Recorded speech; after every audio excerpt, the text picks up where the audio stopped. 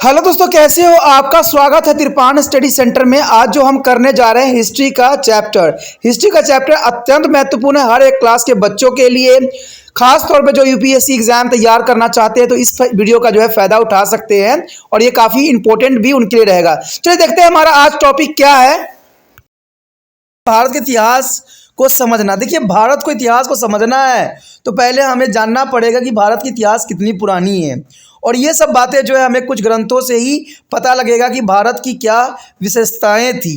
कहते हैं प्राचीन भारतीय इतिहास को जो है पुनर्निर्माण के स्रोत के रूप में जानना अत्यंत महत्वपूर्ण रहेगा। कहते हैं प्राचीन भारतीय इतिहास की पुण्य संरचना के लिए जो है प्रयुक्त स्रोत सामग्री की आवश्यकता होती थी, लेकिन स्वयं स्रोत जो है अतीत को हमारे सामने नहीं लाते, उन्हें व्याख्या की जरूरत होती है। यानी देखा जाए तो कोई भी चीज़ जो है एकाएक अपने आप प्रकट नहीं होती है। इसके लिए व्याख्या की ज़रूरत होती है, उस पर समझ की जरूरत होती है और उस पर जो है एनालाइज करने की ज़रूरत होती है। इतिहासकार उन सूत्रों को जो है वाणी देते हैं और इतिहासकार बताते हैं कि भाई ये क्या था और इसका क्या वैल्यू था उस समय में। तो ये जो है इतिहास का जो है समझने की ज़रूरत है हमें। वास्तव में इतिहासकार से जो है अपेक्षा की जाती है कि सार्थक रूप से समझने के लिए वह सूत्रों को ढूंढे। यानी कोई भी चीज़ का वो अगर बात बता रहे हैं तो उसके समक्ष उनका कोई प्रमाण जरूर होना चाहिए। पाठकों को पढ़े और सुरागों के पीछे जो है पीछा करे, क्योंकि इस सुराग से क्या मिल सकता है। उपयुक्त प्रश्न उठाए और जो है प्रमाणों को जो है सत्यता की जांच करे कि जो प्रमाण हमें मिला है उसकी कहाँ तक जो है सच्चाई आती है। उदाहरण के लिए अगर देखें, सर 1826 में चार्ल्स मैनसन ने जो है पश्चिमी पंजाब के हड़प्पा गांव में जो एक अब जो है पाकिस्तान में आ रहा है, किसी पुरानी बस्ती की ऊंची दीवारों और मीनारों देखी, और इसके 5 दशक बाद जो है सर अलेक्जेंडर कनिंघम ने उसी स्थान के कुछ सील मोहरें एकत्र भी की। लेकिन इसके भी 50 वर्ष बाद जाकर पुरातात्विक जॉन मार्शल ने वहाँ सिंधु क्षेत्र की प्राचीनतम सभ्यता की पहचान की। अब देखिए, ये कई मानने में जो है इम्पोर्टेंट बात यहाँ आ जाता है कि 1826 में जो है चार्ल्स मैनसन ने पंजाब के हड़प्पा गांव में जो है पाकिस्तान में है वहाँ ऊंची ऊंची दीवारों देखी और मीनारें देखी। ठीक है, उसके बाद जो है अलेक्जेंडर डेनिस ने उस स्थान में कुछ सील मोहरें एकत्र की है, और उसके बाद आगे चल के जब जॉन मार्शल ने वहाँ पर जो है सिंधु घाटी सभ्यता की खोज की, तो ये सारी बातें एक दूसरे से काफ़ी जो है मिलती जुलती है। देखिए, एक ने दीवार देखा, ठीक है, यानी उस समय दीवार थी जब ये देखा गया, यानी चार्ल्स मैनसन ने जब वहाँ पर के दृश्य को देखा तो वहाँ दीवार थी, ठीक है, और मीनार थे। लेकिन जब ये कुछ समय के बाद अलेक्जेंडर संधिम वहाँ पर गए तो वहाँ पर कुछ उनको जो है मोहरे मिले, ठीक है। लेकिन जॉन मार्शल के जब इसकी खोज हुई तो उन्होंने जो है पूरी तरह से प्राचीनतम सभ्यता की पहचान कर ली और उन्होंने इसका नाम जो दिया हड़प्पा सभ्यता दिया। इतिहासकार तरह तरह के साक्ष्यों की पुष्टि कैसे करते हैं उसका एक और उदाहरण हम दे सकते हैं कि राजा हर्षवर्धन। देखिए, राजा हर्षवर्धन इस जो है ईशा की जो है 7वीं शताब्दी से जुड़े किसी स्रोत से हमें चालुक्य जो है पुलकेशन नृत्य के हाथों उनकी पराजय का उल्लेख नहीं मिलता है। यानी देखा जाए जो हर्षवर्धन था, राजा हर्षवर्धन, उसमें यह कहा गया था कि चालुक्य पुलकेशन नृत्य के हाथों उनकी पराजय जो है हुई थी, लेकिन इसका उल्लेख हमें नहीं मिलता है। लेकिन राजा पुलकेशन नृत्य के एक शिलालेखों में उसके द्वारा हराने का दावा भी किया जाता है। तो ये बहुत बड़ी तथ्य है कि एक जगह, हाँ देखिए, एक जगह हारने का बात नहीं किया गया है, दूसरी जगह हराने की बात की गई है। तो ये थोड़ा सा तथ्य जो है कुछ स्पष्ट नहीं आ रही है।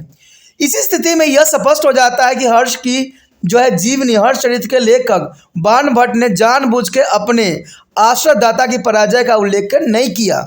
ये भी बहुत बड़ी बात होती है दोस्तों जब इतिहास लिखी जाती है।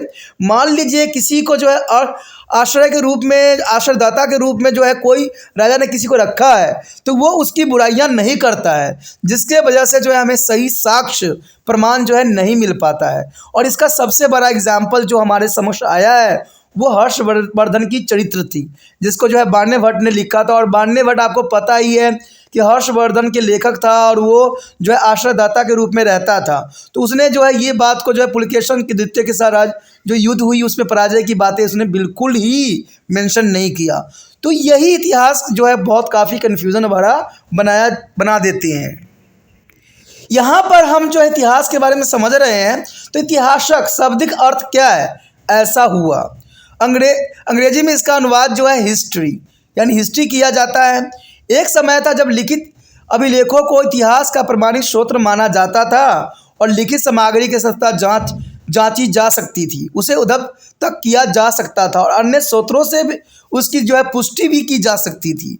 मृतक लोकगीत आदि मौखिक साक्ष्यों का सही स्रोत माना ही नहीं जाता था। आपको पता है पुराने समय में अगर हम किसी भी चरित्र की बात करें तो वहाँ पर पहले मौखिक रूप में हुआ करता था, लोग गाया करते थे, ठीक है। बाद में जाके इसको लिखित रूप दिया, लेकिन जब कहते हैं मौखिक रूपों को कोई भी प्रमाण देने को तैयार नहीं होता था। आरंभिक इतिहासकार मृतकों की कथाएं और मौखिक परंपराओं का सहारा नाम मात्र के ही लेते थे, क्योंकि ना तो उनके सही होने का कोई प्रमाण होता था और न उनकी सच्चाई की जांच हो सकती थी। लेकिन आज अनेक नए तरीक़ों से गैर पारंपरिक स्रोतों का उपयोग हो रहा है। परंपराओं और सांस्कृतिक प्रवृत्तियों का अध्ययन अन्य ऐतिहासिक तथ्यों की रोशनी में होना चाहिए, यानी इसके लिए हर एक चीज़ का सही जांच परख के साथ इतिहास का सही रूपरेखा प्रस्तुत करने की आवश्यकता है। यदि हम उदाहरण के लिए ले तो महाभारत दो भाइयों की संतानों के बीच संघर्ष की गाथा है, जो आप लोग भी जानते होंगे। हम निश्चित रूप से नहीं कह सकते हैं कि इस महाकाव्य में वर्णित युद्ध सचमुच हुआ था या नहीं। ये सबसे बड़ा प्रश्न चिन्ह उठ रहा है। कुछ इतिहासकारों का मानना है कि यह युद्ध वास्तव में हुआ था, जबकि कुछ अन्य इतिहासकार दूसरे स्रोतों से पुष्टि हुए बिना इस बात को मानने को तैयार ही नहीं है। मूल कथा शायद सूतों द्वारा रची गई हो, जो आमतौर पर क्षत्रिय योद्धाओं के साथ युद्ध क्षेत्र में जाते थे और उनकी विजय तथा अन्य उपलब्धियों की प्रशंसा में काव्य रचाकर सुनाते थे। ये रचनाएं होती थी उस समय मौखिक रूप से ही प्रसारित होती थी और मानव स्मृति का एक हिस्सा बनकर सुरक्षित बची रहती थी। देखिए दोस्तों, ये बात कई मानने में सही तथ्य भी है, क्योंकि हम जानते हैं कि ऐसे बहुत से हमने अपने मम्मी पापा से या अपने दादा दादी से सुना है कहानी जिसकी वास्तविकता नहीं है, लेकिन फिर भी उनके मुंह से हम सुनते ही रहते हैं। वो अपनी मम्मी को बताते हैं, वो ऐसे चलते चलते हम अपने पूर्वजों तक पहुंचाते हैं और कभी कभी यही रूप एक कथा का रूप धारण कर लेता है। तो इसमें कोई दो राय नहीं है, लेकिन फिर भी है यहाँ पर कहते हैं जब तक तथ्य न हो तब तक इस बात का प्रमाण देना संभव नहीं है। तो यही बात इतिहास के लिए अत्यंत महत्वपूर्ण यहाँ बनाता है। यहाँ पर देखा जाए तो हम साहित्यिक स्रोतों के रूप में इतिहास को जानने की कोशिश करेंगे कि आखिर इतिहास के किस किस स्रोतों से इतिहास की सही प्रमाण हमें मिलेगा, और भारत इतिहास समझना हमारे लिए अत्यंत महत्वपूर्ण है। दोस्तों, बहुत ज़रूरी होता है कि भारत का इतिहास क्या है, और ये सारी बातें कई मान्य यूपीएससी एग्ज़ाम के बच्चे की तैयारी करने का सोच रखे हैं, अगर ये सब चीज़ें अच्छे से पढ़ते हैं समझते हैं तो उनके लिए काफ़ी इम्पोर्टेंट रहेगा। कहते हैं सबसे पहले हमारे समक्ष आता है धार्मिक साहित्य। कहते हैं भारत की अधिकतम प्राचीन रचनाएं धर्म से संबंध रही है और इन्हें वेद कहा गया है, और इसका रचना काल 1500 ईसा पूर्व से लेकर 500 ईसा पूर्व लगभग माना गया है। वेदों की चार है, आपको पता है वेद हमारे चार होते हैं। ऋग्वेद में मुख्य रूप से प्रार्थनाएं ही हैं। अगर ऋग्वेद की बात करें तो उसमें प्रार्थना ही है, प्रेयर ही है, और अन्य तीन वेद में समवेद, अजुर्वेद, अर्थवेद में प्रार्थनाएं, अनुष्ठान, मंत्र और पुराने कथाएं हैं। तो ये सारे वेदों में हमें हर तरह के अनुष्ठान, मंत्र और पुराण कथाएं बहुत मात्रा में उपलब्ध है। उपनिषदों को बात करें तो ये आत्मा परमात्मा के संबंधों को दार्शनिक विवेचन करता है, यानी उपनिषद आत्मा और परमात्मा के विषय में बताता है। इन्हें वेदांत भी कहा जाता है, इसे हम वेदांत भी कहते हैं। यदि हम बात करें रामायण की और महाभारत की तो कहते हैं हमारे सबसे बड़ा महाकाव्य ये दो ही है, रामायण और महाभारत। इन दो महाकाव्य का संकलन अनुमानित ईस्वी सन 400 तक जाकर पूरा हुआ होगा। इसमें से महाभारत के रचनाकार व्यास मुनि है माने जाते हैं, और व्यास मुनि ने ही इसको बनाया भी था, यानी उन्होंने रचना पूरा किया था। इसमें देखा जाए तो 8800 श्लोक थे और इसका नाम तो था जय गीत था, अथवा इसे विजय गान भी कहते थे। आगे चलकर इसकी विस्तार हुई और इसमें 24,000 श्लोकों में हो गया।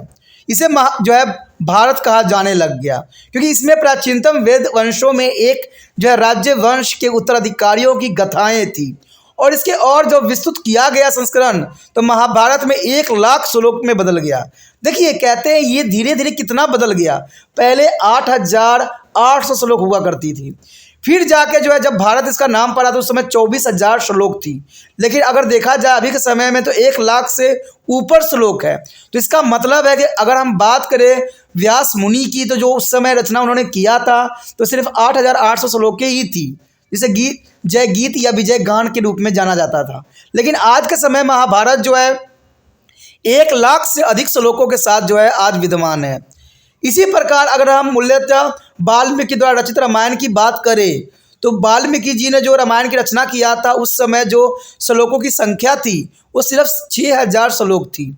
लेकिन मगर आगे चल के जो है इसका विस्तार हुआ और कहते हैं पहले 12,000 तक पहुंची और आज जो है ये 24,000 श्लोकों में हो गया है। तो इसका मतलब है कि इसमें बहुत धीरे धीरे बदलाव हुई है और बहुत सी चीज़ों को जो है बदल के जो है एक नया रूप दिया गया है। तो इतिहास इस बात के लिए जो है साक्षी है कि ये समय समय पर जो है बहुत ही बदलाव देखने को मिलता है।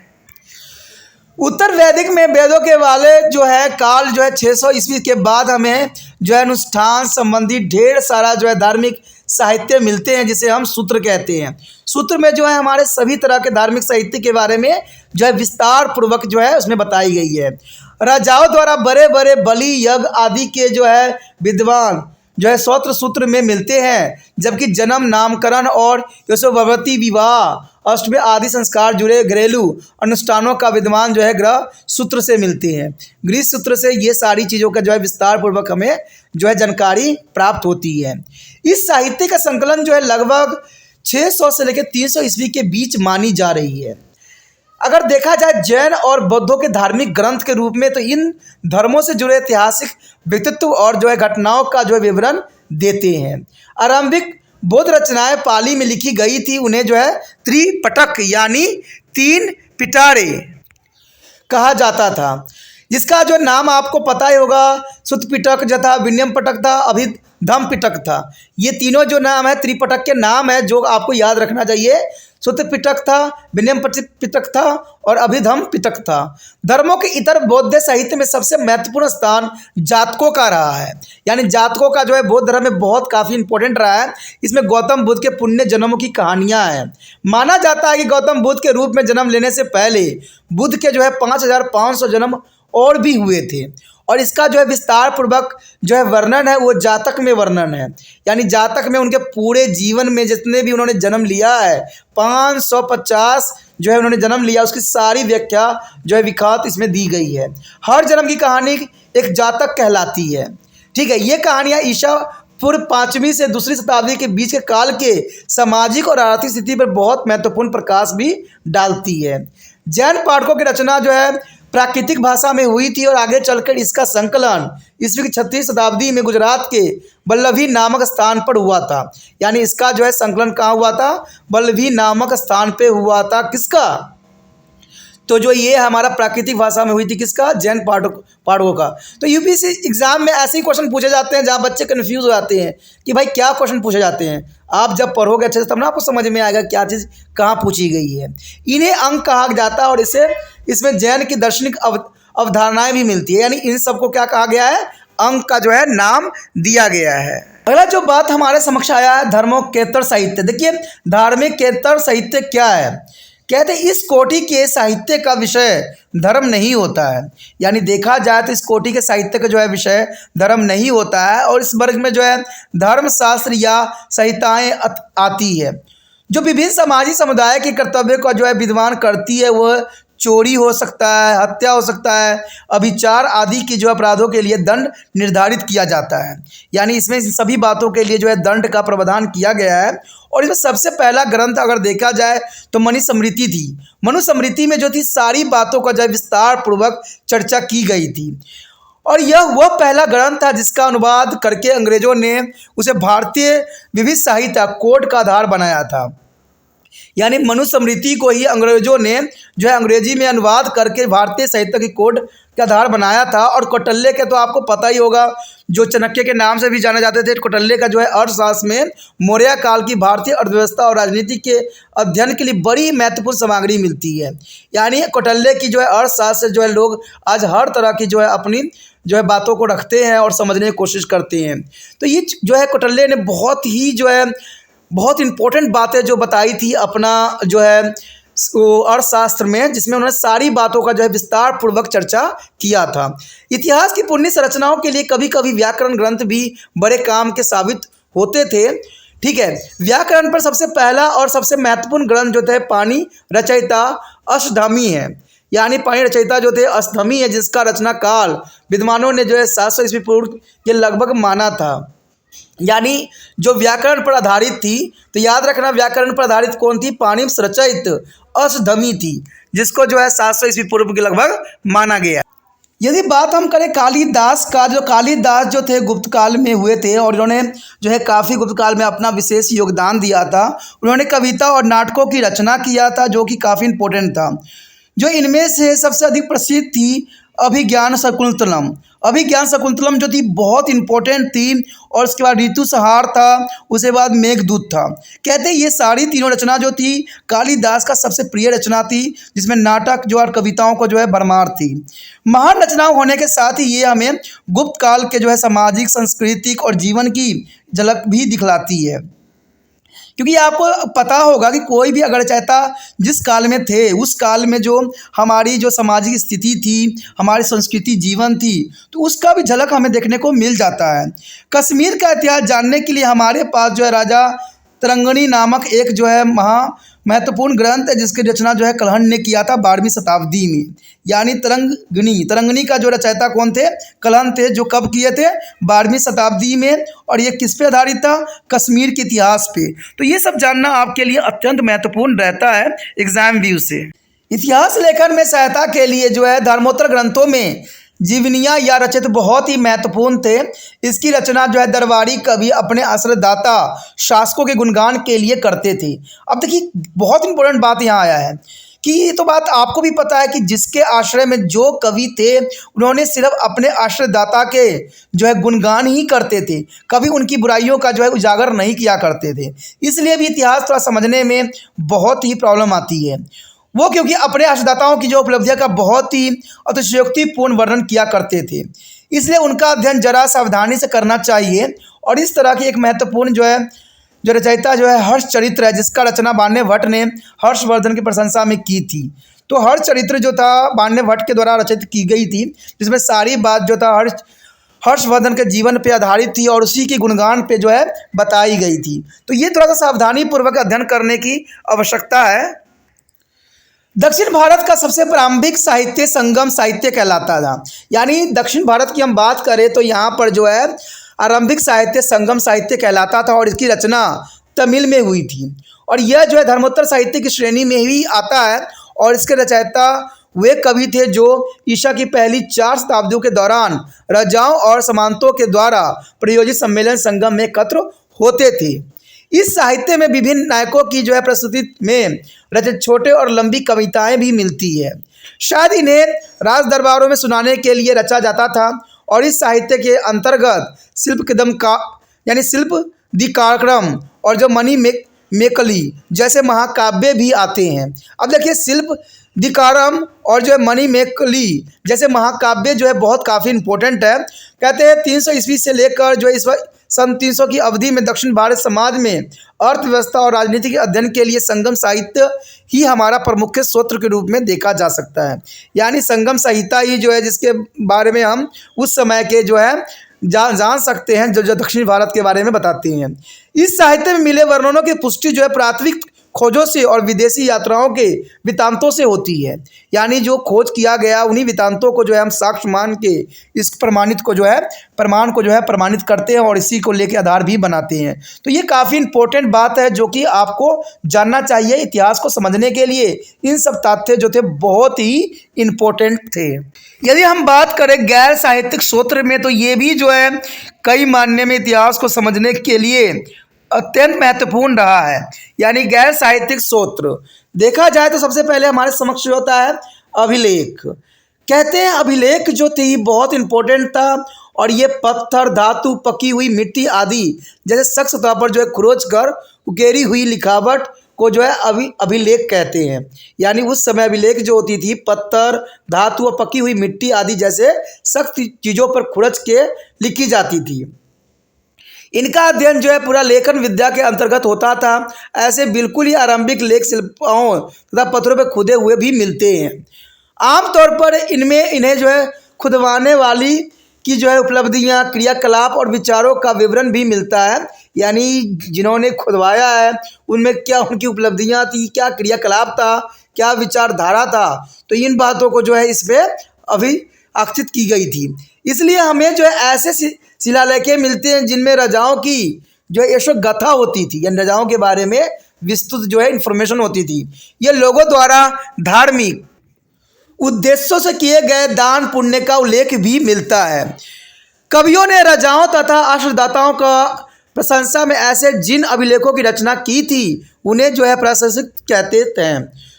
कुछ उत्कृष्ट लेखों में तारीखों दी हुई है और अन्य के समय का अनुमान पुरालिपिक शास्त्र या लेखन शैली के आधार पर काफ़ी सटीकता से लगाया जा सकता है। लेकिन बिल्कुल ही आरंभिक शिलालेख जो है प्राकृतिक में मिलते हैं जो आम लोगों की भाषा थी। आगे चलकर इनमें तमिल और जो है संस्कृति का प्रयोग भी देखने को मिल रहा है। शिलालेख जो है लिखवाने वालों में सबसे पहला नाम जो है मौर्य सम्राट अशोक को जाता है। तो ये काफ़ी इंपॉर्टेंट क्वेश्चन आप लोगों के लिए बन जाता है कि सबसे पहला जो है शिलालेख पे लिखवाने का श्रेय किसको प्राप्त है, तो सम्राट अशोक को प्राप्त है। उनके अधिकतर शिलालेख जो है ब्राह्मणी लिपि में लिखी गई प्राकृतिक भाषा में ही है। हालांकि उत्तर पश्चिम में मिले कुछ शिलालेखों की जो लिपि है खरोष्टी लिपि भी मानी गई है। अफगानिस्तान में मिला शिलालेख जो है अरामाइका और जो है ग्रीक लिपि है ताकि स्थानीय लोगों ने लिखी हुई बातें समझ सके। ब्राह्मणी लिपि को पढ़ने में सबसे पहले जो है जेम्स प्रिंसेप को जो 1837 जो है सफलता मिली थी। कहते हैं प्रिंसेप जो है ब्रिटिश शासन में सिविल सर्वेंट थे और ब्राह्मणी हिंदी जो है देवनागरी की भांति बाएं से दाएं लिखी जाती थी, जबकि खरोष्टी दाएं से बाएं लिखी जाती थी। अशोक के शिलालेखों से हमें उनके धर्म तथा प्रशासन संबंधी नीतियों को समझने में बहुत ही सहायता मिलती है।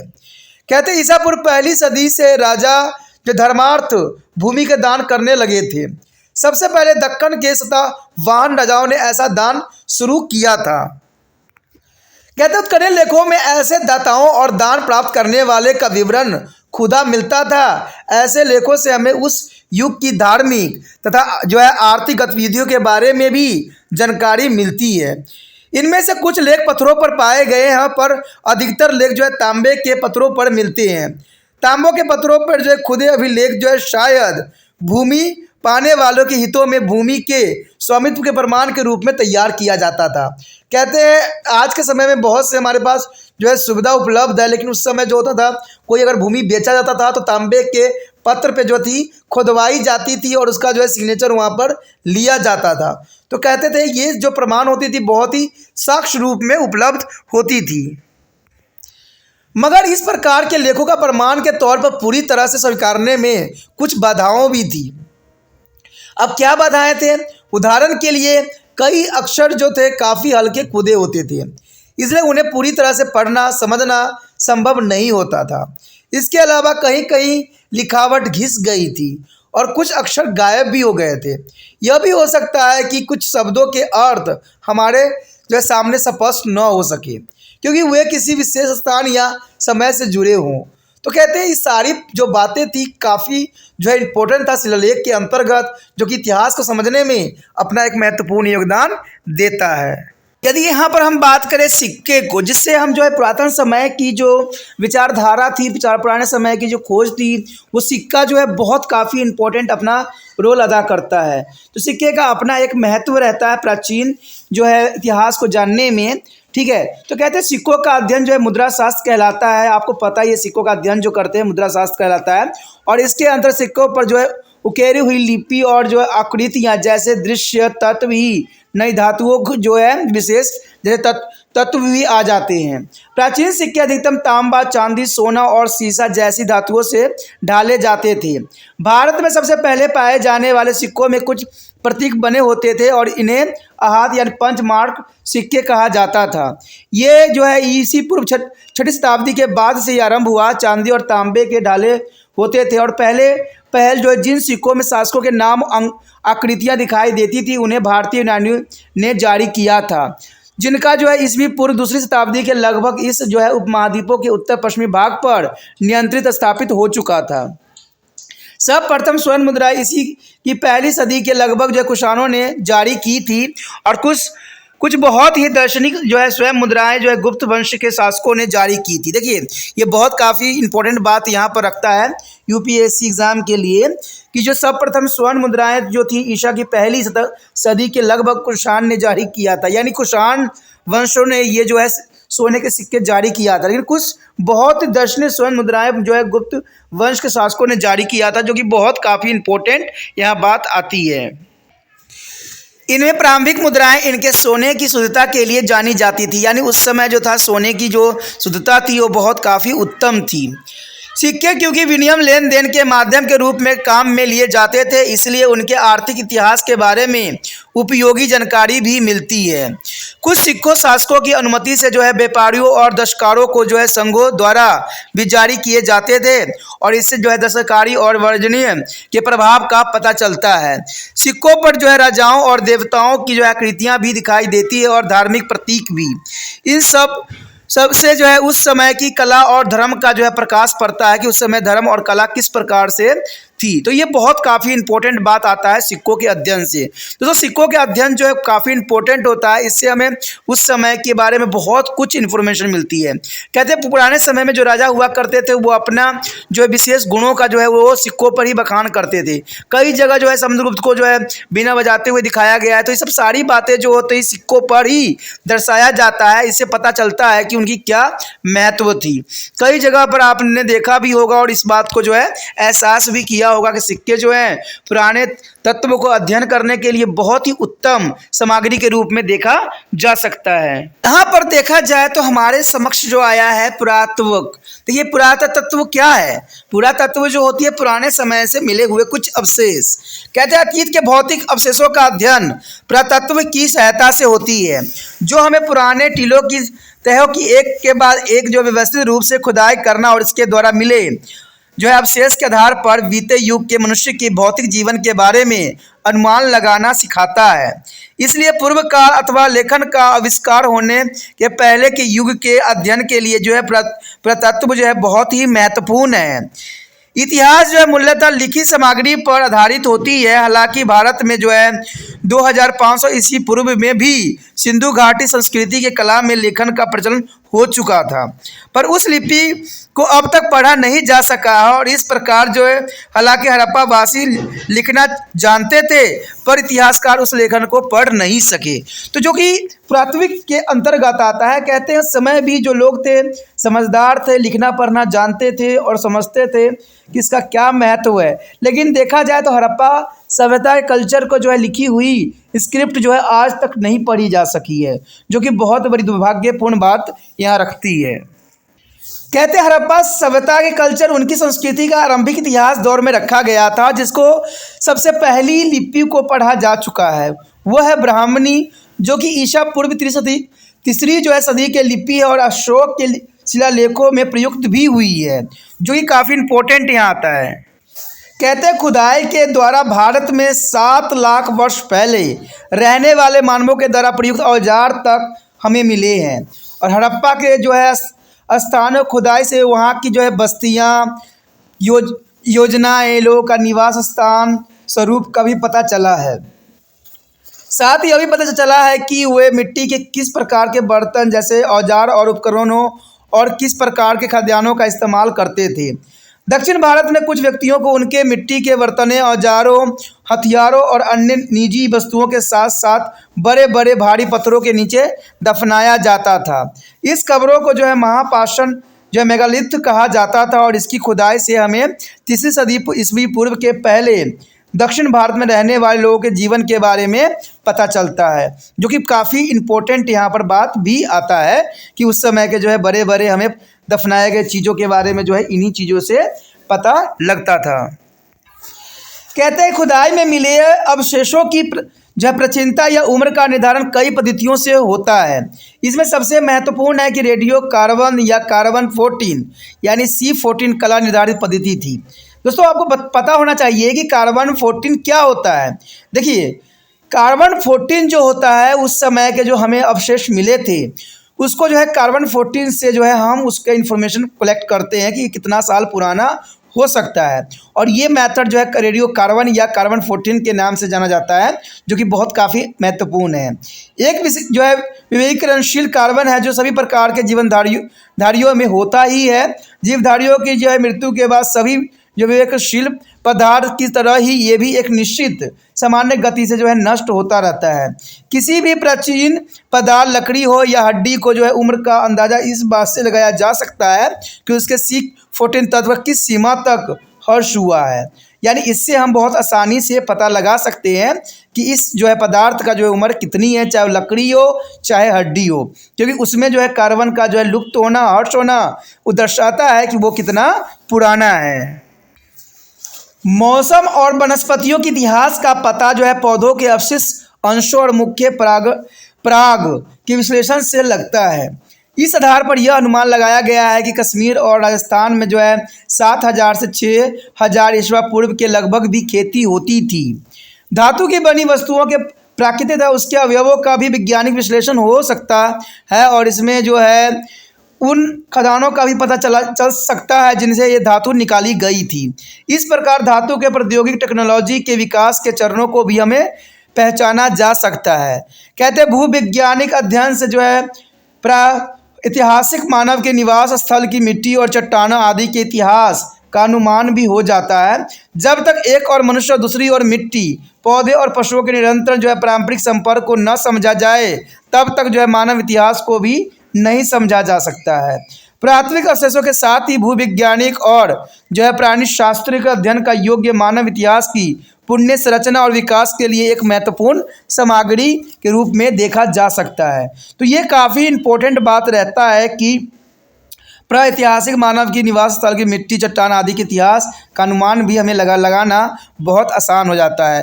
तो ये काफ़ी इंपॉर्टेंट है कि भूवैज्ञानिक और प्राणी शास्त्र का अध्ययन का योग जो है मानव इतिहास का पुण्य रचना और विकास के महत्वपूर्ण सामग्री के रूप में भी यहाँ देखा गया है। यहाँ पर दोस्तों जो हमारे समक्ष आया है विदेशी यात्रियों के वृत्तांत। देखिए बहुत से विदेशी यात्री आए जो हर जगह घूम घूम के आए और उन्होंने हर तरह के वृत्तांत को जो है अपने लिखा, और काफ़ी ये इम्पोर्टेंट तत्व के रूप में भी देखा जा सकता है। स्थानीय साहित्य से प्राप्त जानकारी को विदेशियों द्वारा दिए गए वेरों से और बढ़ाया जा सकता है। भारत में समय समय पर जो है ग्रीस, रोम और चीन ने जो है अंगातिक आते ही रहे हैं। भारत में देखा जाए तो हर एक समय में कोई ना कोई जो है इतिहासकार जो है भारत में यात्रा किए हैं और उन्होंने जो है अपना महत्वपूर्ण योगदान भारत के इतिहास के लिखने में योगदान दिया है। कोई राजदूत बनकर, कोई यात्री के रूप में, तो कोई धर्म के अध्ययन के लिए यहाँ पर आए हैं और उन्होंने बहुत सी बातें को जो है अपने जो है लेखों में सम्मिलित किया है। उन्होंने जो कुछ देखा वो उसका वृत्तांत छोड़ गए और उन्होंने अपनी किताबों में लिख गए। चंद्रगुप्त मौर्य के दरबार में जो है मेगास्थनीज जो नामक ग्रीक राजदूत आया था जिसने इंडिका नामक ग्रंथ लिखा था। ठीक है, इंडिका किसने लिखा था? मेगास्थनीज ने लिखा था, जो कि ग्रीक राजदूत था, और इसने इंडिका नामक ग्रंथ लिखा और इसका मूल्य पाठ आज नहीं मिलता है, लेकिन इसके कुछ अंश पर्वतीय ग्रीक लेखकों की रचनाओं में जो है उद्धरणों के रूप में सुरक्षित रह गए हैं। इन्हें एकत्र करके पढ़ा जाए तो हमें मौर्य काल की प्रशासन व्यवस्था ही नहीं बल्कि सामाजिक वर्ग को और तथा सामाजिक गतिविधियों का भी मूल्य जानकारी हमें मिलेगी। तो काफ़ी इंपॉर्टेंट बात आता है। पहली और दूसरी शताब्दी ईस्वी के ग्रीक और रोमन व वृत्तांतों में कई भारतीय जो है बंदरगाहों का और उन वस्तुओं का उल्लेख हुआ है जिनका व्यापार भारत और रोमन साम्राज्य के बीच होता था। इस संदर्भ में ग्रीक में लिखे ग्रंथ एरथ्रियंस सी और जो है टायलेमी जो है ग्राफी बहुमूल्य सामग्री उपलब्ध कराता है। यानी ये जो दो बुक्स हैं काफ़ी इम्पोर्टेंट है, जिसको एरथ्रियंस सी और जो है एटोमल की जो है जियोग्राफी बहुत ही बहुमूल्य माना गया है उस समय के लिए। कहते चीनी यात्रियों में जो है अफियान और जो है हेवन सांग का नाम लिया जा सकता है। दोनों ही बौद्ध थे और इस देश में बौद्ध तीर्थ के दर्शन तथा बौद्ध धर्म का अध्ययन करने आए थे। और ईसा की 5वीं शताब्दी में भारत में आए जो फरहान के जो है गुप्तकालीन भारत की स्थिति का वर्णन भी किया, यानी फरहान ने जो है गुप्तकालीन भारत की स्थिति का वर्णन भी किया, जबकि हर्षत्यांग ने शताब्दी में सदी में जो है राजा हर्षवर्धन ने कला का वैसा ही विवरण दिया। यानी सर्वे स्वैगान ने उस समय का जो नालंदा विश्वविद्यालय के उत्कृष्ट का भी बड़े विस्तार का वर्णन किया था। यानी देखा जाए तो नालंदा विश्वविद्यालय जो कि बिहार में, उसका भी उन्होंने बहुत ही सुंदरता के साथ वर्णन किया था। किसने? हर्वेश संघ ने, यानी हवेनस सर्ग ने बहुत ही खूबसूरती का नालंदा विश्वविद्यालय के उत्कृष्ट के बारे में विस्तार पूर्वक चर्चा किया गया था। यहाँ पर दोस्तों जो आया है हमारे समग्र इतिहास की बदलती अवधारणाएं। देखिए इतिहास की बदलती अवधारणाएं क्या है। कहते हैं एक धारणा विशेषकर जो है पश्चिमी विद्वानों द्वारा फैलाई गई कि प्राचीन काल के भारतीयों में इतिहास लेखन का कोई बोध नहीं था, जो कि बहुत बड़ी गलतफहमी थी कि भारत के लोगों में भी इतिहास लिखने की जो है बहुत बड़ी चाव थी। मगर यह सत्य नहीं है। वास्तव में भारतीयों का इतिहास लेखन बोध जो है पश्चिम लोगों के भिन्न था। यानी भारत में देखा जाए तो उनको लिखने की पद्धति जो थी थोड़ा सा भिन्न था। पश्चिम में घटनाओं को जो है कालक्रम के अनुसार लिखा जाता था, जबकि जो है प्राचीन भारत की जो है पद्धति इससे भिन्न थी। इसका उदाहरण हम पुराणों में देख सकते हैं, जिनमें 4 विभिन्न युग थे, यानी सतयुग, त्रेता, द्वापर और कलयुग। तो ये 4 जो युग की बात की गई थी, तो हमें कैसे पता चला? यानी हमारे देश में ये सब बातें लिखी गई थी, तभी हमें जो है 4 युगों के बारे में पता चला, सतयुग, त्रेता, द्वापर और जो है हमारा कलयुग। तो ये काफ़ी इम्पोर्टेंट बात यहाँ पर आता है इतिहास के बदलती अवधारणाओं के अंतर्गत। कहते हैं हर युग की जो है शासकों और राजवंशों की विस्तृत सूची भी हमें मिलती है, और इसके अतिरिक्त जो है कर्णिक लेखों की भी बड़ी संख्या मिली है, जिसमें विभिन्न राजवंशों के राजाओं के जो है वंशावली का और साथ ही उसकी उपलब्धियों का उल्लेख भी हमें मिलता है। इससे पता चलता है कि भारतीयों को घटनाओं के समय, काल और स्थान का जो है बुनियादी बोध हुआ करता था।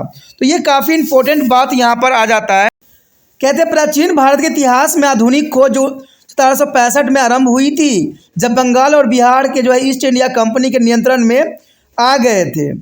हिंदू विविध व्यवस्था लागू करने के लिए भारतीय विविध के प्राचीन ग्रंथ मनुस्मृति जो 1776 में अंग्रेजों ने अनुवाद किया था, यानी मनुस्मृति का जो है 1776 में अंग्रेजों ने इसको जो है अपने लैंग्वेज में जो है इसको अनुवाद किया था। और अंग्रेजों ने प्राचीन भारतीय नियमों और आचारों को जानने समझने के जो आरंभिक प्रयत्न किए थे, उन्हें सन जो है 1784 में जो है एशियाटिक सोसाइटी ऑफ बंगाल की स्थापना के साथ पूर्णता प्राप्त भी हुई तथा ऐसी अन्य कई सोसाइटियों की जो है तत्वावधान में हिंदू धार्मिक तथा शास्त्रीय लेखन का अंग्रेजी में अनुवाद हुआ है। इसके अध्ययन को सबसे अधिक बल जो है जर्मनी में जन्मे विद्वान मैक्स मुलर के जो है प्रयत्नों से काफ़ी सफलता मिली थी। अंग्रेजों ने भी जल्द ही समझ लिया कि भारतीय पर जो है अच्छी तरह से शासन करने के लिए अनेक धर्म ग्रंथों और समाज व्यवस्थाओं का ज्ञान आवश्यक है। कहते हैं ईसाई मिशनरी ने भी भारतीयों का जो है धर्मांतर करने और ब्रिटिश शासन को जो है सुखद करने के लिए भारतीय कानूनों और रीति रिवाजों को अधिक जानकारी हासिल करने की जरूरत को महसूस किया था। भारतीय लेखक का जो है अनुवाद करते हुए पश्चिम विद्वानों ने जताया कि भारतीय परिवर्तन के प्रति जो है अनिच्छुक होते हैं और अत्याचारी शासन के असभ्यत हो चुके हैं, जो कि काफ़ी इम्पोर्टेंट आता है। सन 1904 में जो है विल्मिंगटन ए स्मिथ ने जो अर्ली हिस्ट्री ऑफ इंडिया लिखी। ठीक है, अर्ली हिस्ट्री ऑफ इंडिया लिखा, जो कि बहुत काफ़ी इम्पोर्टेंट था ए स्मिथ का। यह प्राचीन भारत का पहला व्यवस्थित इतिहास था। यानी देखा जाए तो ये पहला व्यवस्थित इतिहास था, जो कि 1904 में जो है विल्मिंगटन ए स्मिथ ने जो है अर्ली हिस्ट्री ऑफ इंडिया लिखा, जो पहला व्यवस्थित इतिहास बना। लेखक ने इसमें जो इतिहास के ब्रिटिश के दृष्टिकोणों से देखा और भारत में ब्रिटिश शासन को आवश्यक ठहराने की चेष्टा भी की। अंग्रेजों का तानाशाही शासन बनाए रखने के लिए इनमें अच्छी प्रचार सामग्री का काम भी किया था। भारतीय विद्वान विशेषकर वे भी पश्चिम शिक्षा प्राप्त कर चुके थे। यानी जो अगर देखा जाए तो समय भारतीय विद्वान ने भी बहुत सी शिक्षा जो थी पश्चिमी शिक्षा प्राप्त कर चुके थे, और इस बात से बड़े परेशान थे कि अंग्रेज लोग भारतीय इतिहास को अपने नजरिए से अपने हित के अनुसार तोड़ मरोड़ कर पेश कर रहे हैं। राष्ट्रीय भावनाओं से प्रेरित होकर उनमें से कुछ ने इतिहास को फिर से लिखने का दायित्व उठाया ताकि भारतीय संस्कृति की वास्तविक गौरव को दुनिया के सामने लाया जा सके। और इस प्रकार के दो महत्वपूर्ण राष्ट्रीय इतिहासकार थे आर जी जो भंडारकर जो 1837 से 1925 तक अपना कार्य करते रहे और बी के राजवाड़े जो थे 1869 टू 1926 तक उन्होंने अनेक स्रोतों से सामग्री एकत्र करके सामाजिक और राजनीतिक इतिहास को पुण्य रचना किया। यानी इन दोनों का जो है भारतीय इतिहास को बचाए रखने का सबसे महत्वपूर्ण योगदान इन्होंने दिया। ऐसा करते हुए उन्होंने बाल विवाह और जाति प्रथा जैसी कुछ सामाजिक बुराई पर भी प्रहार किया और जो है विधवा के पुण्य विवाह को जो है हिमायत भी की। कहते पीवी कर्ण ने जो 80 तक जो 1972 का जो योगदान बहुत ही महत्वपूर्ण था। यानी इन्होंने अपना महत्वपूर्ण योगदान दिया। उन्होंने हिस्ट्री ऑफ धर्मशास्त्र शीर्षक का एक विराट ग्रंथ की रचना की जिसमें प्राचीन भारतीय समाज के प्रमुख तत्व जो है पर प्रकाश डाला गया, जो कि काफ़ी इम्पोर्टेंट बात यहाँ पर आता है। इन भारतीय विद्वानों ने राजनीतिक संबंधी प्राचीन भारतीय ग्रंथ का गहराई से अध्ययन किया ताकि प्राचीन भारतीयों को प्रशासन संबंधी वृद्धि को जो है प्रमाणित किया जा सके। डी आर भंडारकर जो 1875 टू 1950 तक अपना लेखन कार्य किए पूरे लेखन विद्वानों के विद्वान में से एक माने जाते हैं। वो प्राचीन भारतीय सामाजिक संस्थाओं पर लिखे हुए ग्रंथ प्रकाशित किया करते थे।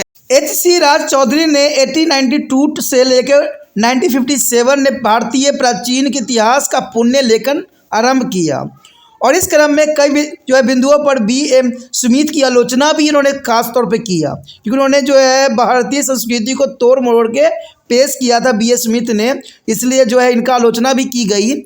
आर सी मजूमदार ने जो है 1888 से 1980 तक के लेखन में यह बात और भी मजबूत से उभारती है। उन्होंने कई खंडों में जो है history and culture of India जो है पीपुल्स का संपादन भी किया और 1960 तक जो है राष्ट्रता की भावना से प्रेरित भारतीय विद्वान अपने अपने क्षेत्रों को और भारत के इतिहास को गौरव को बढ़ा चढ़ाकर दिखाते रहे। अंग्रेजों ने प्राचीन भारतीय शासकों को जो है अत्याचारी और निर्कुश होने के जो मिथ्यक गाथा था उसे तोड़ने का श्रेय जो है केपी जायसवाल जो कि 1881 से लेकर 1937 को जाता है। यानी इसके दौरान उन्होंने जो है केपी जायसवाल ने बहुत बातों को जो है खंडित किया। उन्होंने प्राचीन भारत में गणतंत्र और स्वशासन को अस्तित्व के बारे में भी लिखा। स्वतंत्रता के बाद इतिहास लेखन में कई नई प्रवृत्तियां छाने लगी। अब राजनीति इतिहास में जो है हटकर समाज और अर्थव्यवस्था के इतिहास पर अधिक बल दिया जाने लगा और इस प्रकार की पहली रचनाओं में से एक थी A.L. वर्षम जो कि 1914 टू 1986 लिखित the 100th day of India और डी कोसाविक्स जो 1907 से लेकर 1966 के ग्रंथ a introduction to history of Indian history में यह परिवर्तन और भी स्पष्ट हुआ। उनका लेखन प्राचीन भारतीय इतिहास के जो है सामाजिक आर्थिक पक्ष को लेकर चलाया था। उसके पश्चात बहुत सारे इतिहासकारों ने इस प्रवृत्ति का अनुसरण भी किया और अपने लेखन और सामाजिक आर्थिक और सांस्कृतिक इतिहास पर केंद्रित भी किया। उनका प्रमुख जो है बल उत्पादन के साधनों और विभिन्न समूहों को व्यक्तियों के बीच के जो है सामाजिक तथा आर्थिक संबंधों पर रहा। यहाँ पर जो हमारे समक्ष आया है भारतीय इतिहास की विषय वस्तु यानी क्या थीम हो सकते हैं। कहते हैं अतीत के संपूर्ण ज्ञान के लिए जो है विद्यार्थियों को समाज के विभिन्न पक्षों के जो है प्रति जागरूक करना अत्यंत आवश्यक है। इन पक्षों को जो है विषय वस्तु कहा जाता है यानी थीम्स कहा जाता है और सामाजिक आर्थिक धार्मिक राजनीति संस्कृति आदि विभिन्न क्षेत्रों में जो कुछ भी घटनाएं हुई है उनके बारे में हमें जानकारी भी मिलती है। इस तमाम क्षेत्रों में हुई घटनाएं परस्पर इतनी अधिक संबंधित होती है कि इनके बीच की सीमाएं अक्सर टूट जाती है। उदाहरण के लिए जब आरंभिक वैदिक युग का जो गोपालक समाज उत्तर वैदिक काल में जो है बस्तियों में बसे एक जो है कृषक समाज में बदला तो परिणाम स्वरूप राजनीतिक पद्धति में भी परिवर्तन आया। गोपालक जो है समाज में राजा गोपति कहलाता था यानी गोपालक समाज में राजा जो होता था क्या कहलाता था, गोपति कहलाता था और कृषि आधारित अर्थव्यवस्था के विकास के साथ वह भूपति कहलाने लगा। साथ ही जो है अब युद्ध दूसरे की गाय छीनने के लिए नहीं बल्कि अधिक भूमि हासिल करने के लिए होने लग गई। यानी पहले देखा जाए तो साथ ही कहते युद्ध दूसरे गायों के छीनने के लिए नहीं होती थी, बल्कि भूमि के लिए होने लग गई। राजा क्रमशः अधिक शक्तिशाली होने लग गए और राजा का पद वंश परंपराओं से मिलने लग गया। यानी एक के बाद एक जो होगा राज्य वंश पे बैठेगा। तो हम देखते हैं कि विभिन्न क्षेत्रों के परिवर्तन एक दूसरे से जुड़ जाते हैं, प्रायः उनका प्रभाव बड़ी बड़ी घटनाओं पर भी पड़ता है। और इस पाठ्य सामग्री में आपको कला, सामंत्य, जाति व्यवस्था, जो विज्ञान और अर्थव्यवस्था के विषय में जो है विस्तार पूर्वक जानने को मिला और बहुत काफ़ी ये इम्पोर्टेंट भी था। कहते हैं इससे हम जो है पुरातत्विक और जो आधुनिक में भी काफ़ी हम जानने और समझने की कोशिश भी किया। प्लस हमने जो जितने भी तत्व लिए सारे के सारे बहुत इम्पोर्टेंट थे प्राचीन इतिहास को समझने के लिए। अगर आपको अच्छा लगा तो लाइक शेयर सब्सक्राइब करना मत भूलना।